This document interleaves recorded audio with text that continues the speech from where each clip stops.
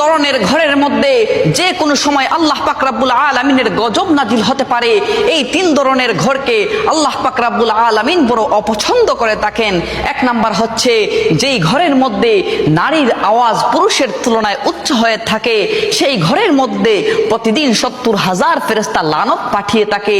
2 নম্বর হচ্ছে যেই ঘরের মধ্যে অন্যের হকের মারা টাকা জমা থাকে আর সেই টাকা দিয়ে সংসার চলে, ওই ঘরের মধ্যে যে কোনো সময় আল্লাহ পাক রব্বুল আলামিনের গজব নাজিল হতে পারে।